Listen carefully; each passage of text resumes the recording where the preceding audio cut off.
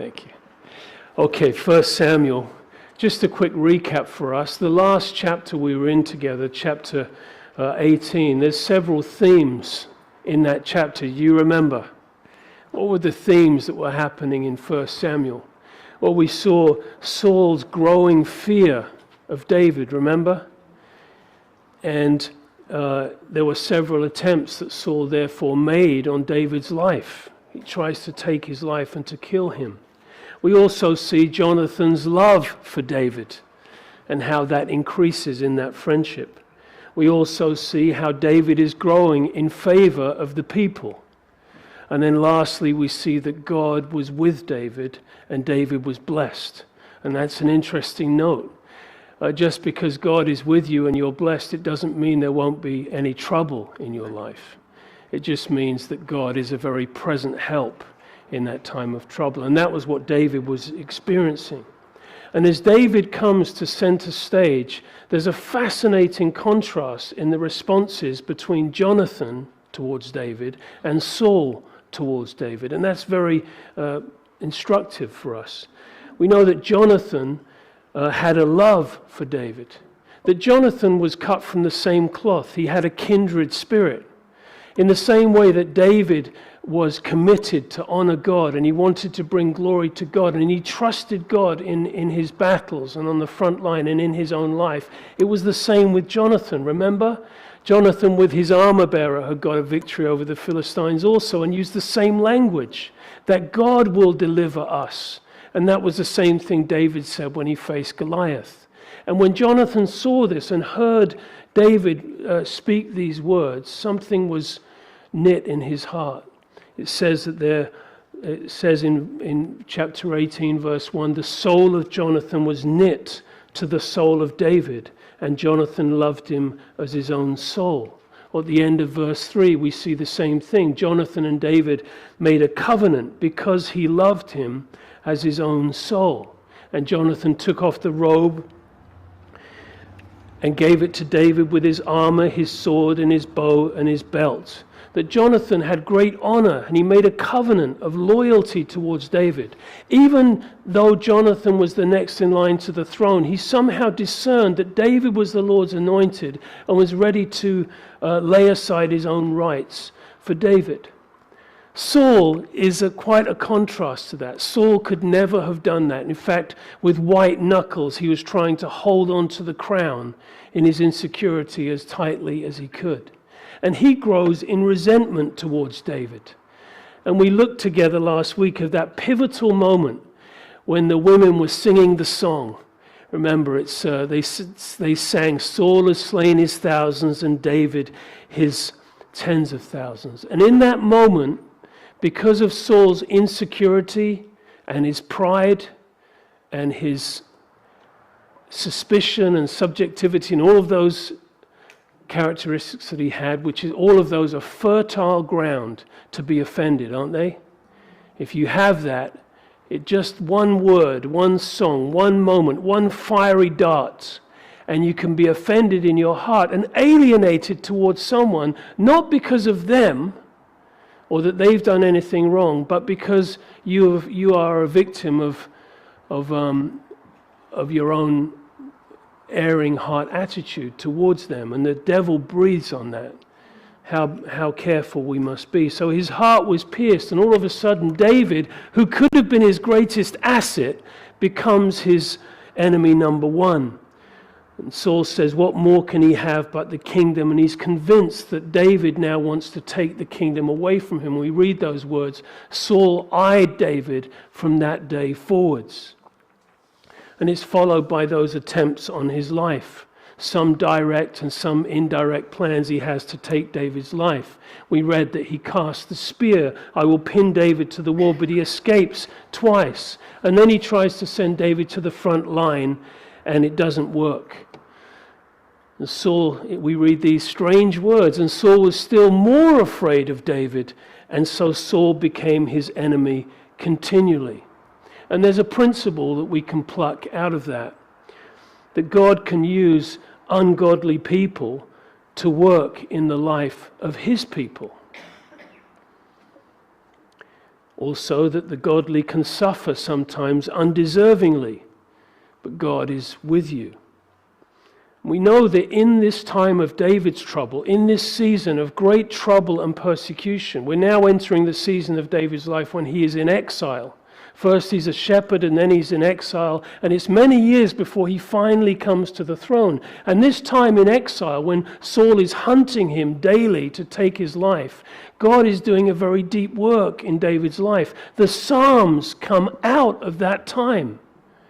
That David learns great lessons about the Lord and his reliance upon God. These are not wasted years, but actually very, very important and fruitful years that God has in the life of David.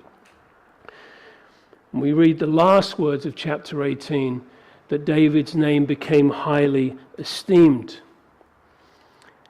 So we're going to see God continue now to protect David in chapter 19, and he'll do that multiple times, and he uses people to do it. We could say that this is divine deliverance, but through human hands. God uses certain people to keep, preserve, and protect David. Let's jump in verse 1. Saul spoke to Jonathan his son and to all his servants that they should kill David. So now it's out in the open. This isn't, I wonder if Saul has a problem and did he mean it? Now it's out in the open. He's telling Jonathan, he's telling his servants, his jealousy and his heart towards David is so powerful. And now he instructs them to kill him. But Jonathan, Saul's son, as we know, delighted greatly in David. So this creates a conflict in Jonathan's heart. What do I do here? I want to honor my father, but I also love and want to honor David here. So what does he do? He decides to tell David, to warn David in verse 2. He said, "My father Saul seeks to kill you. Therefore, please be on your guard until morning and stay in a secret place and hide." Hey, David, I've got some bad news for you. What's that? My father wants to kill you. And David's probably, I think I'm onto that. By now, I realize that. He says, I want you to go into hiding until tomorrow. I'll talk to my father and I'll tell you what he says. So this is what he says, verse 3. I'll stand beside my father in the field where you are. Speak to him, and then about what I observe, I will tell you. So, okay, he meets with his father. Dad, I want to meet with you. So Jonathan and Saul are together. Saul's frustrated. He's thinking, oh, David, I've instructed the servants to kill David. That's on his heart. And he's, okay, Jonathan, what do you want to talk to me about? And it says, Jonathan spoke well of David to Saul, his father. And he said, let not the king sin against his servant. These are strong words. You're saying, Dad, this is you are thinking about sinning. You are thinking about taking his life. And he calls David Saul's servant. Notice that. Why would you sin against him? For he has not sinned against you, and because his works have been very good towards you. Listen, Dad, King Saul, listen. David is not your enemy. David is an asset. He is your servant. He is fighting in your name and for the glory of God. Why are you so vehemently against him? And he's kind of saying, you know what? Maybe the problem isn't David, but maybe the problem is you. Maybe you have made David an enemy, not because of what's in David's heart, but because of what is in your heart. That's quite something, isn't it? He tells him God has used him to bring these victories. Why are you deciding to kill him? And to our surprise, we read these words in verse 6. Oh, sorry, we didn't read verse 5 there. And he took his life in his hands and he killed the Philistine, and the Lord brought a great deliverance. You saw it and rejoiced. Why sin against innocent blood to kill David without a cause? And Saul responds by says he heeded the voice of Jonathan, and Saul swore, this is an oath, a promise, as the Lord lives, he shall not be killed. And we would be tempted to say, okay, that's it, that's great. Saul responded, there's conviction in his heart, he realizes the error of his ways, he confesses it to God, and he vows David will not be killed. But we have also learned that with Saul that these types of confessions are quite superficial. And this is deeper than just those surface words. This is a root of bitterness, a root of jealousy that Saul has in his heart, and it's not dealt with in this moment, as we come to find out. But then Jonathan called David and he told him all these things. We don't have the account, but he basically rehearses everything to David. And Jonathan brought David to Saul, and he was in his presence as times passed. So I'm sure Jonathan is relieved. Okay, my dear friend and my father, there's some reconciliation. We're all good. Let's go on with peace in our hearts. But as time goes on, we read in verse 8, there was a war again, and David went out and fought with the Philistine and struck them with a mighty blow, and they fled from him. And again, we know the premise here is David in faith, trusting God, praying to God, God honoring him, blessing him, giving him these victories. And we could say, what happens here? Does Saul rejoice? Does Saul rejoice? Oh yes, I'm so glad that David's back in and I'm okay now with this. Or does it just stir things up again? And of course, that's what we discover. Saul just hasn't been able to shake that song. Oh, David has killed his tens of thousands. Oh, I hate that song. I hate that man. And it stirs up this in his heart. So verse 9, the distressing spirit from the Lord came upon Saul as he sat in the house with his spear in his hand. This is the third time we read of an evil spirit that has come upon Saul. And he's sitting there with a spear in his hand. I imagine his knuckles are white. He's sitting there. I don't know what's in his heart. And David is playing music with his hand. We've had this picture before. Do you remember? In one's hand there's a spear, and in the other hand there's a lyre. One is singing, one is seething. And it's a pitiful picture, actually, of Saul. And then we read, here is the moment. Once again, Saul sought to pin David to the wall with a spear, but he slipped away from Saul's presence, and he drove the spear into the wall, and David fled and escaped that night. And we read that phrase that David escaped several times in this chapter. Now, either Saul was a really bad shot, or God is somehow in this. And God is preserving and protecting David. And it's interesting that where the overlap is that between natural circumstances and people's will overlapping with the providence and the protection and the work of God. But certainly that's the case. So from this moment on, as we've mentioned, David is in exile. He's on the run. Until Saul's last day, David is on the run for his life. And his heart is filled with jealousy. Now there's a proverb 27:4. It says that wrath is cruel and anger a torrent. But who is able to stand before jealousy? Why is that the case? Why is jealousy in this proverb highlighted as something that you just can't deal with? You can't stand against that. Maybe there's a few things you could think of.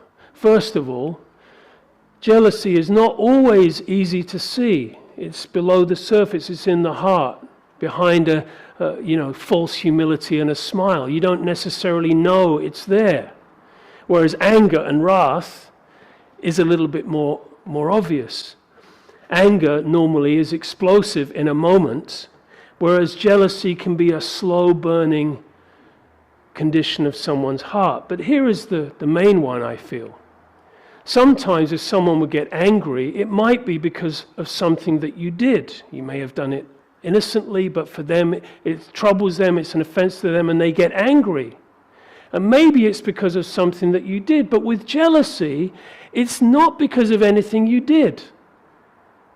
It's because of what is in their heart and not because of you. And you can't do anything except for change or quit or move to another country. Like, what can you do? And David is just living before God. He's honoring God. He's living by faith. And Saul is jealous because of that. And he doesn't, we could say this in application to our own lives, how important it is that we find our identity, our security, our satisfaction in the Lord. And I'm not looking at someone else with this some comparison or and stir up ill feelings in my heart. I can rejoice in David winning. Yes, David has killed his tens of thousands. I can sing that song if I'm secure in the Lord. I can sing, yes, oh, by God's grace, I killed my thousands. But yeah, David killed. I can sing as King Saul if I am right with God and I'm living in grace, and I don't have ill will towards other people because my heart is satisfied and quenched and before the Lord, right? And we become the victim of it. Don't you read this account of Saul? You read Saul and David. David's being hunted and Saul. Who do you feel sorry for? Ironically, you feel sorry for Saul more than you do for David, because David is free. David has joy. David has faith, and God is with him and blessing him. So, listen, don't be eaten up by jealousy. You take that to the cross, you give it to God, and you find your contentment in the Lord. And then when someone sings that song, they've killed tens of thousands, in your heart, you're not thinking, you're singing, and you rejoice with them. So then Saul sent messengers, let's read on, to David's house to watch him and to kill him in the morning. By the way, these weren't just messengers with a little package or an envelope. They were assassins. It's like a mafia messenger. Hey, we got a message to give you. Yeah, they're going to kill you. This time, it's at his house where Michal, his wife, is. And this time, first he uses Jonathan, and now he uses Michal to help him. And clearly we can see God's preservation in this account. Ironically, first of all with Saul's son, and now with Saul's daughter, Michal. Let's look there. Michal, David's wife, told him, saying, if you do not save your life tonight, tomorrow you will be killed. So she'd heard that these messengers had come. They're watching the house through the night, and in the morning they're going to get David and they're going to kill him. She doesn't try and reason with her father like Jonathan did. There's some lessons that have been learned. But David, your life is going to be taken from you unless you go. Now let me ask you a question. Wouldn't it be amazing if somehow we knew what David was thinking right here? Wouldn't it be amazing if we could be a fly on the wall and hear his prayers and hear his praise in this precise moment when he's in the house and the enemy's outside and they want to take his life and he knows it? Wouldn't it be wonderful if we had a little window of insight into the heart and prayers and devotion of David? And of course we do. And it's Psalm 59. And in that psalm, I'll read it to you. In the title it says, it's a psalm of David, when Saul sent men and they watched the house in order to kill him. This psalm tells us what was in David's heart and David's prayer at this precise moment in the house with the enemies outside. Now I won't read the whole psalm, but let me give you some of the verses. Verse 1. Deliver me from my enemies, O my God. Defend me from those who rise up against me. Deliver me from the workers of iniquity and save me from bloodthirsty men. For look, and it's almost as if he's like looking out the window. Look, they lie in wait for my life. The mighty gather against me, not for my transgression or my sin, O Lord. They run and prepare themselves through no fault of mine. Awake to help me and watch this. Then verse 9, I will wait for you, O my strength, for God is my defense. My God of mercy shall come to meet me. God shall let me see my desire on my enemies. Verse 12, for the sin of their mouth and the words of their lips, let them even be taken in their pride, and for the swearing and lying which they speak. And that word swearing, I'm sure it's relating to the oath that Saul made that he wouldn't take David's life. And he says they're swearing and they're lying which they speak. Verse 16, but, I love that, but despite all of this, despite I've got enemies and I'm being persecuted, but I will sing of your power. Yes, I will sing aloud of your mercy in the morning. And he knows that's when they're coming for him. And he says, you know what I'll be doing in the morning? I'll be singing aloud of your mercy. For you have been my defense and my refuge in the day of my trouble.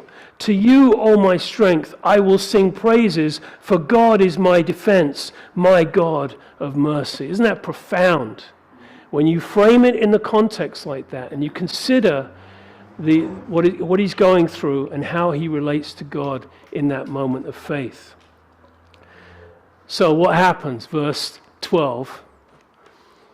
So Michal let David down through a window, and he went and fled, and he escaped. So he prays this prayer, oh, God will deliver me. And the next thing, Michal's like, hey, I've got a rope out the window. And doesn't God do that sometimes? It's like we're praying, God deliver us, and maybe he uses a person, something that seems natural or disconnected.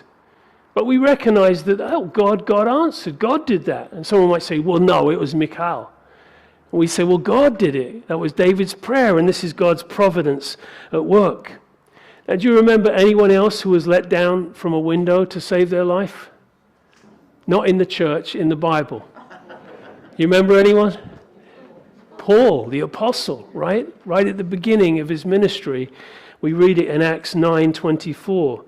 There was a plot against him also to kill him, to take his life. They didn't like his ministry or message. But their plot became known to Saul, and they watched the gates day and night to kill him. And then the disciples took him by night, let him down through the wall in a large basket. You ready? Okay, guys. They're lowering down, right? And they're lowering down. Here's the Apostle Paul. He finds himself in a basket, being lowered down out of a window. You're thinking, how did this happen? If you find yourself in a basket like that, you're thankful for those who are holding the ropes, aren't you? People who are with you, support you, believe in you, speak well of you, or on your team. That's a beautiful, beautiful thing. God can raise up someone for the moment. So Michal helped him further. She first lowers him out of the window, and then she makes an image. This is verse 13. Michal took an image and laid it in the bed and put a cover of goat's hair for his head and covered it with clothes. Now it seems that this image is in fact an idol. If you look at the word, many commentators bring this out. So this translation is being kind to her. Because you say, why was there an idol in the house? Well, we can be sure it wasn't David's.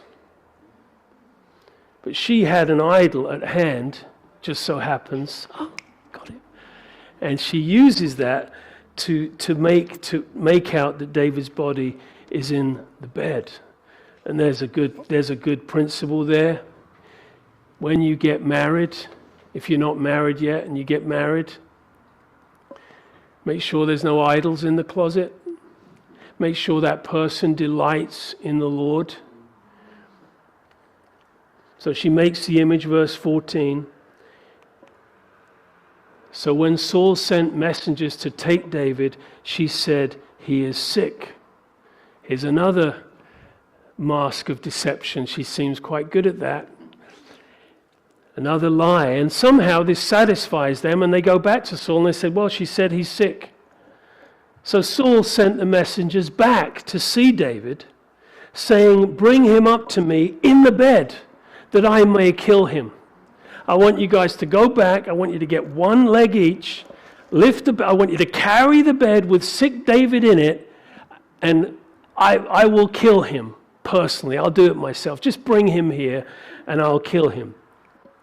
So verse 16, when the messengers had come in, there was the image in the bed with the cover of the goat's hair for his head, and they said, oops, she tricked us, made a fool of us. And then Saul said to his daughter, Michal, why have you deceived me like this and sent my enemy away so he has escaped? Oh, my enemy. You know, Jonathan, when he's talking to Saul, he says, your servant David, but Saul says, oh, my enemy. And Michal answered and said, he said to me, let me go, why should I kill you? Now this is another lie, but this time it's to cover her tracks and to save herself. And here she's really not doing David any favors, is she?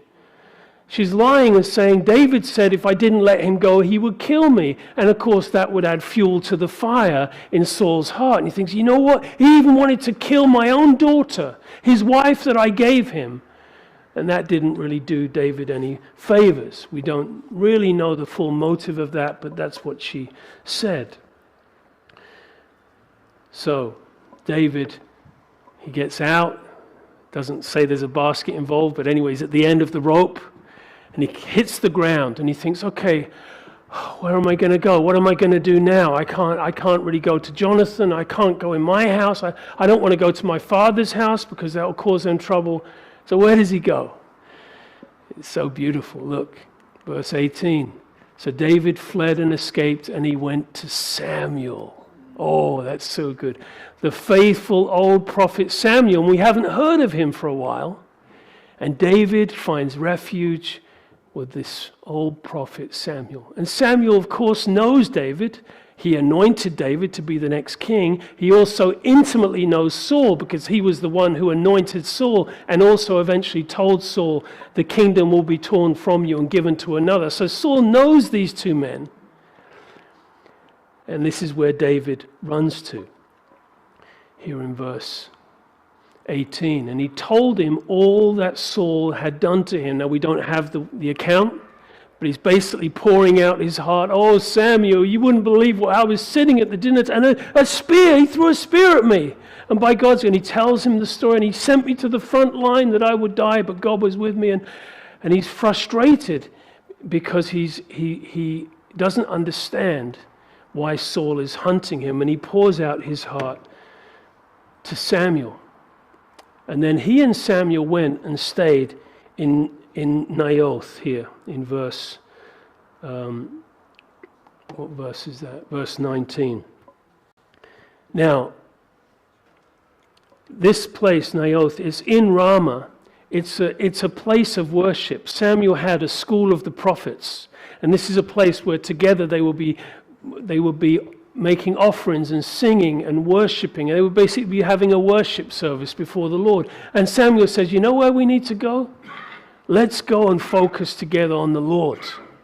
Let's go where the prophets are prophesying, where there is praise, where they are giving glory to God. That's where we should go. So that's where Samuel takes him. I love that detail there. Verse 20, Saul sent messengers to take David. Oh, sorry, I missed the end of 19 there. It was told Saul, take note, David is at Naioth in Ramah. So Saul finds out. He sends messengers. And when they saw the group of prophets prophesying and Samuel standing as the leader over them, and by the way, again, this phrase prophesying, it's very commonly used to refer to having musical instruments, to be praising, to be glorifying, honoring God. In fact, back in 1 Samuel 10, that's what they did when Saul first met those men. Do you remember? They were singing, they were praising, they were prophesying, and the Spirit of the Lord came upon Saul, and he joined in. Do you remember that? So let's see what happens here. The messengers came to that place of the prophets, and the Spirit of God came upon the messengers of Saul, and they prophesied. Imagine that. Here they are. They're sent on their mission. We're going to drag David out of there. We're going to bring him back. He is going to die. And as they come in, the presence of God overwhelms them.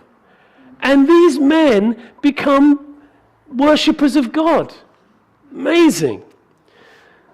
So this was told to Saul. I would love to have heard that conversation. Well, this is what happened. The men that you sent, they went in, and next thing they were worshiping and singing. So he sent other messengers, and they prophesied likewise. And then Saul sent messengers again a third time, and they prophesied also. So Saul says, you know what? If you've got to get a job done, you do. I'll go. So verse 22. he went there to Naioth in Ramah. And then the Spirit of God was upon... have I read that verse? Okay, sorry. He came to the great well that is in... He asked, where is Samuel and David? And someone told him, indeed, they are at Naioth in Ramah. Verse 23, so he went there to Naioth in Ramah, and the Spirit of God was upon him also. Wow. This is Saul. And he goes with intent to kill David against the will of God. And when he comes, the Spirit of God comes upon him. And he went on and prophesied until he came. So he's actually on the journey. He hasn't even got there yet. And he's on the road and he's seething, oh, that David, when I get there, I can't wait. And then all of a sudden, he's overwhelmed by the Spirit of God and he starts praising and he starts worshiping. And by the time he gets there, he's in full worship mode. So, what's the message here? Saul, you can't beat God. You have your ways and your plan, and God has his ways and his plan. And you may choose to fight against the will of God, but who do you think's going to win? Now you go there with your royal robe and your authority and you're marching and you think you're going to... What do you think's going to happen?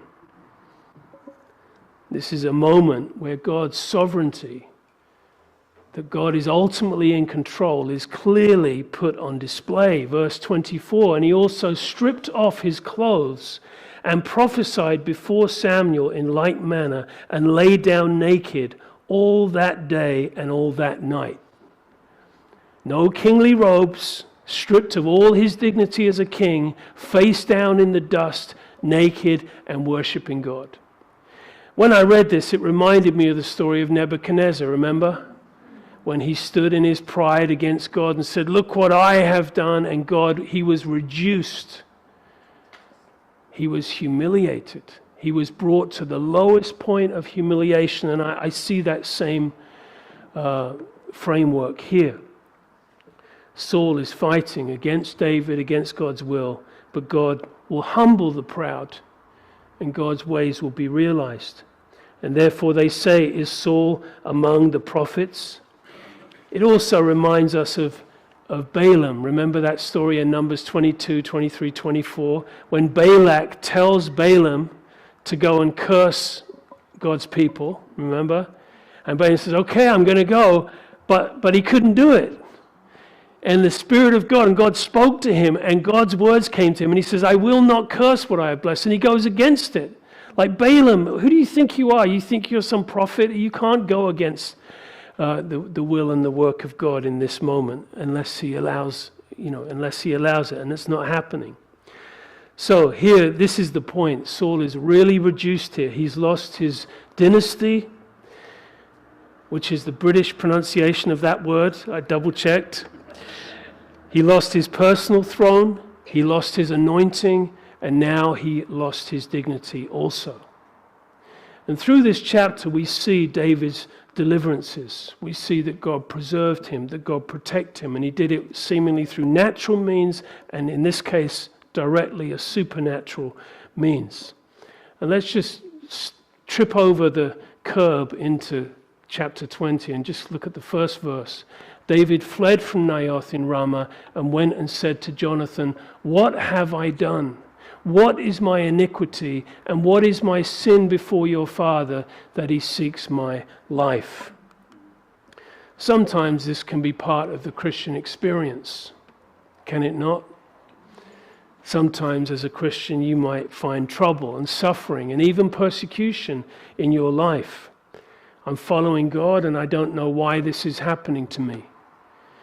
Is this demonic warfare? Is it a trial? Am I being chastised? Is this happenstance of life? Why is this happening? The balance, of course, could be, it's just because you're the troublemaker. It could be that you're actually, say, at work, I'm always getting persecuted at work. It could be because you caused the conflict. It could be that you're just a difficult person and you need to take that to God and let him deal with that. It's funny how people say that. I've been to everywhere they go. They seem to be attacked because they're a Christian. Well, maybe there's something more to it. Maybe it's not everyone else that happens to be wrong.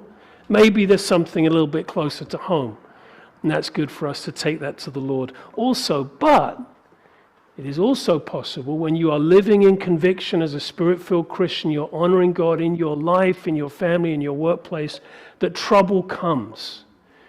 And the Bible says in 1 Peter 4:15, let none of you suffer as a murderer, as a thief, as an evildoer, or as a... Does anyone know what the fourth one is?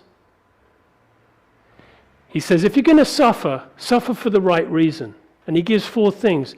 Don't suffer as a murderer. Probably we're okay with that, right?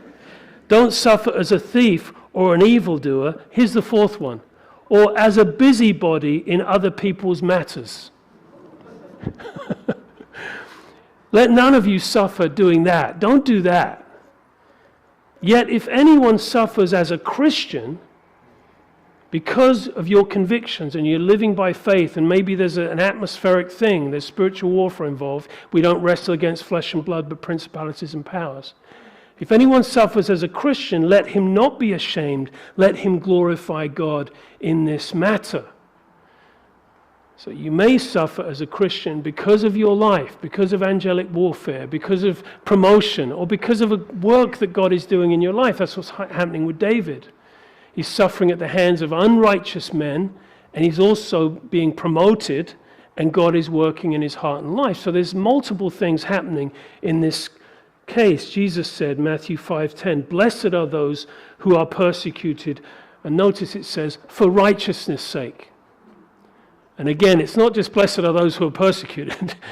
If you're persecuted for the right reasons, then blessed are you. And God works in those times. And maybe we have those seasons in our life. And we can draw much encouragement from this chapter because we see the trouble that David is in. And yet he's honoring God, and yet the hand of evil men are against him, but the hand of God is with him. The Christian life doesn't mean there won't be trouble, there won't be opposition, there won't be persecution. In fact, it's probably part of the journey. But it does mean that God is with you in it. And this is what David understood. And I'm going to close by reading 2 verses from a Psalm of David that says exactly this. Psalm 34. I'll just read and then we'll pray. Verse 15. David says, the eyes of the Lord are on the righteous, and his ears are open to their cry. The face of the Lord is against those who do evil, to cut off their remembrance off the earth. The righteous cry out, and the Lord hears and delivers them out of their troubles. The Lord is near to those who have a broken heart and saves such as have a contrite spirit. Many are the afflictions of the righteous, but the Lord delivers him out of them all. Let's pray together.